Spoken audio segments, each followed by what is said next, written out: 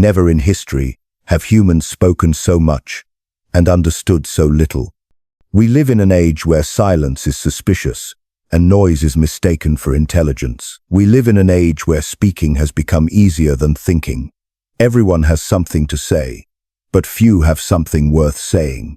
The moment an idea flashes in our mind, we rush to express it, to post it, to share it before it's even fully formed.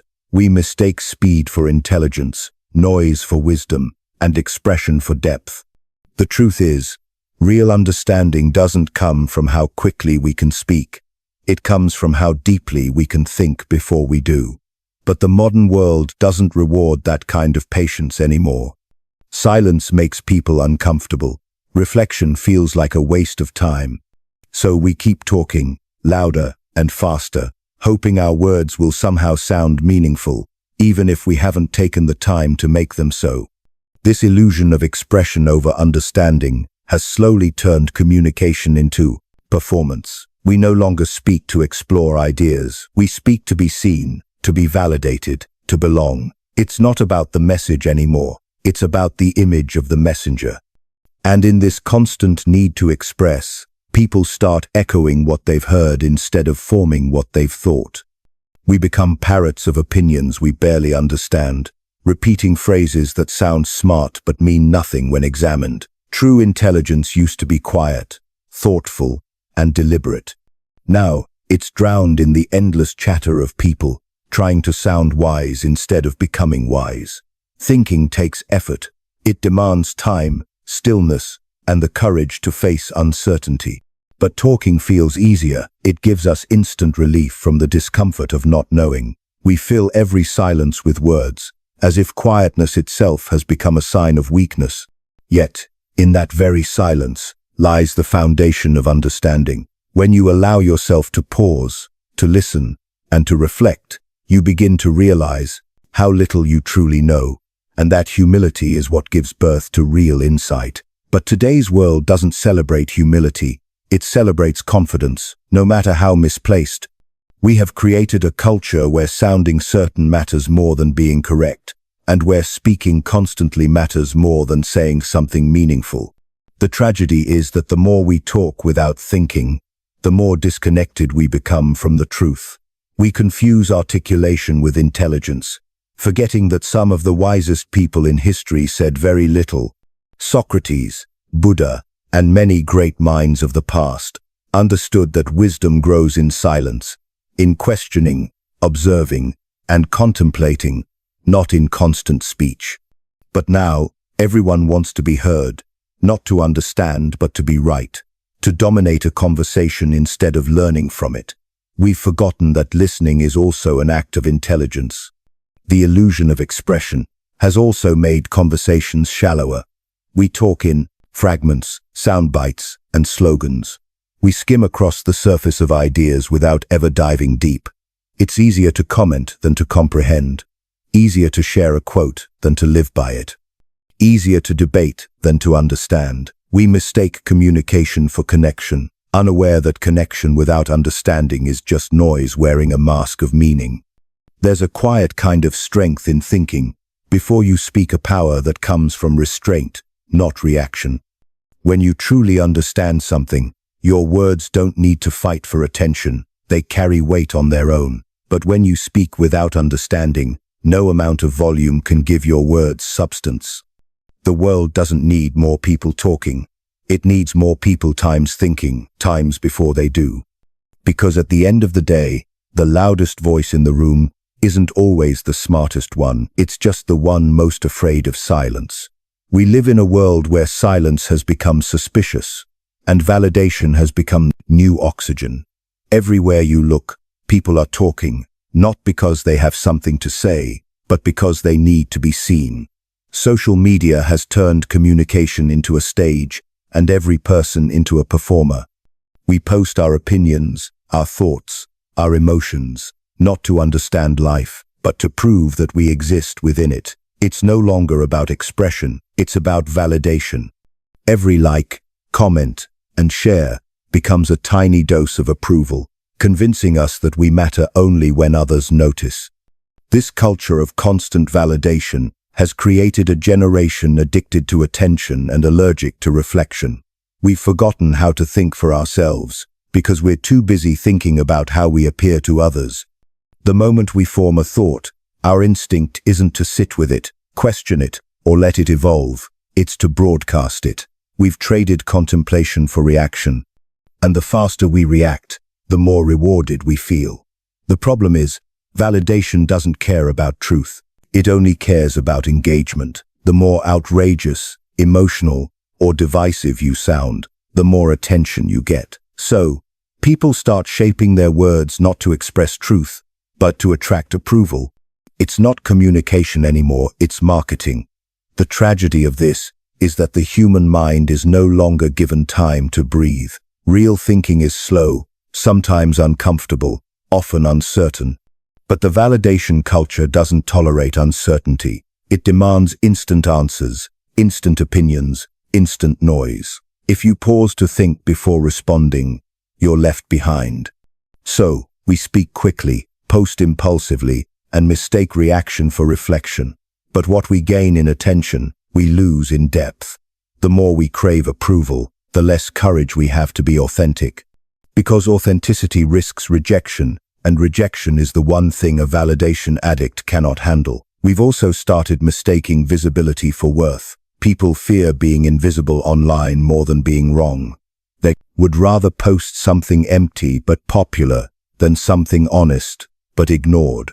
And this fear of invisibility fuels a cycle where we keep talking just to stay relevant.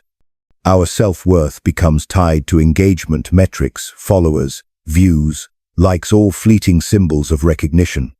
But once the notifications stop, we're left with the same quiet emptiness we were trying to escape. The saddest part is that this hunger for validation doesn't just change what we say, it changes who we are. Over time, we start speaking in ways that please others instead of expressing what we truly believe. We silence our real thoughts to fit into trends, to avoid backlash, to be accepted. We lose our individuality in exchange for approval. And when everyone starts doing the same, society becomes an echo chamber, a place where everyone talks but no one listens, where everyone agrees on the surface but no one understands beneath it. The irony is that the more we chase validation, the less validated we actually feel, because external approval can never fill the void that comes from internal emptiness. Real validation doesn't come from applause, it comes from alignment, from knowing your thoughts, your words, and your actions are in harmony. It comes from the quiet confidence of standing by your truth, even when no one's watching. But we've been trained to believe that being seen is more important than being right, that being heard is more important than being thoughtful. In the end, this endless chase for validation is what silences true thinking. Because when your mind is busy performing for approval, it forgets how to think freely.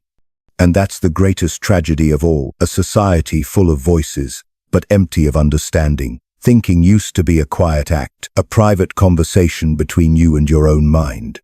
It required stillness, time, and space. But today, that kind of stillness almost feels unnatural. The moment things go quiet, we reach for a distraction. Our phones, a video, a message, a feed that never ends. The modern world has made sure our minds never have to sit alone with themselves.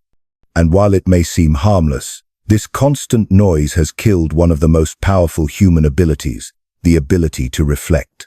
We are surrounded by more information than ever, yet we think less deeply than before.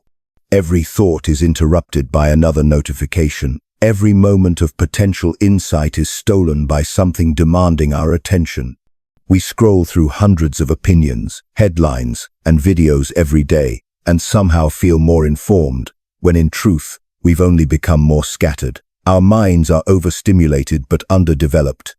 We consume so much that we no longer have the mental space to process what we've learned. Thinking has become an inconvenience in a world that rewards reaction.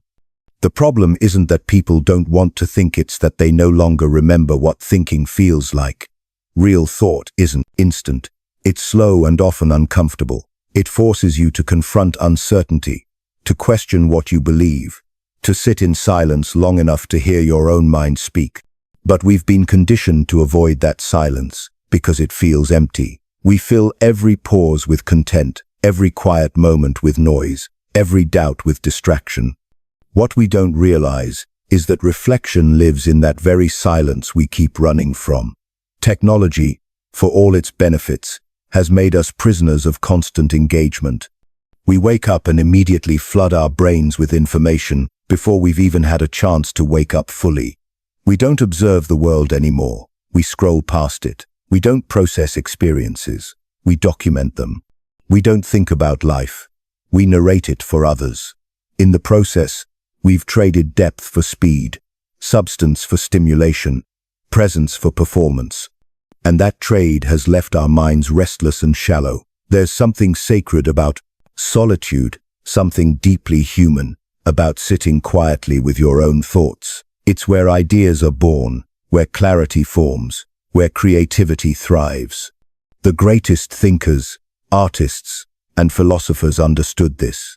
They knew that solitude wasn't isolation, it was cultivation. It's the soil where understanding grows. But today, solitude feels like exile. People fear being alone with their minds because they no longer know what to do there. The stillness they once needed to think has been replaced with a constant craving for distraction. And so, we mistake activity for progress. We confuse being busy with being thoughtful. But thinking is not a fast process, it's a deliberate one. It requires attention, patience, and space to breathe. Without that, our thoughts become fragments, disconnected pieces of information that never form wisdom. We live on the surface of our minds, skimming from one idea to the next, without ever diving deep enough to find meaning. The death of reflection isn't loud or visible. It's quiet, gradual, and devastating, because once people stop reflecting, they stop evolving. They stop questioning themselves, their actions, and the world around them.